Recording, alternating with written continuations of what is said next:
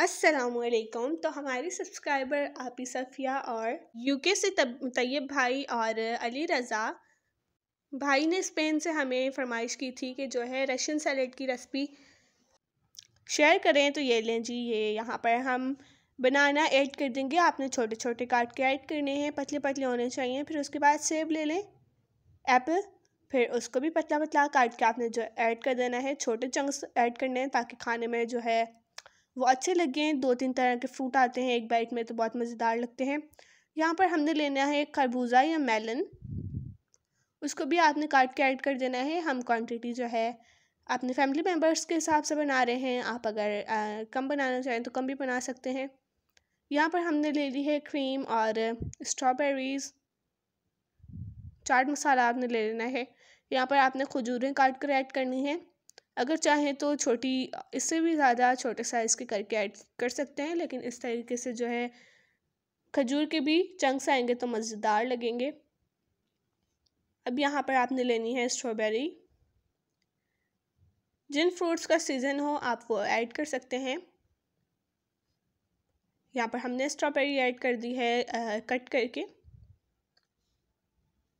Strawberry जो है वो थोड़ी खट्टी होती है तो बहुत मज़ेदार लगती है, अलग से जो है फ्लेवर आता है। यहाँ पर हमारे पास है मिल्क क्रीम। इसको आप पहले एक प्याली में निकाल लें क्रीम को, अच्छे से डब्बा खाली कर लेना है आपने। हम यहाँ पर जो है बाउल भर के बना रहे हैं रशियन सैलड, तो उसमें एक डब्बा जो है क्रीम का हम ऐड कर रहे हैं। एक विस्कर ले लें और इसको फेंट लें, जो है विस्क कर लें। चम्मच के साथ भी आप इसको फेंट सकते हैं अच्छे तरीके से। जो है इसकी कंसिस्टेंसी आपने सही कर लेनी है। फिर आपने क्रीम जो है ऐड कर देनी है फ्रूट्स में जो हमने काट के रखे थे। आप चाहें तो फ्रूट्स की क्वांटिटी कम भी कर सकते हैं और अगर चाहें तो ज़्यादा भी कर सकते हैं। यहाँ पर हमने ग्रेप्स भी ऐड किए हैं, बीच में से कट लगाकर थोड़े से ग्रेप्स ऐड कर दिए।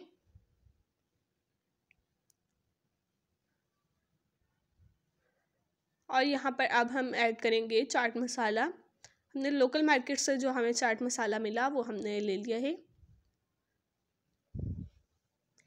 और उसको ऐड कर दिया है। यहाँ पर जो है ये सरदा था, मुझे लगा कि ये खरबूजा ही है, तो मम्मा ने बताया कि ये तो सरदा है, तो मैंने इसको भी ऐड कर दिया फिर काट कर।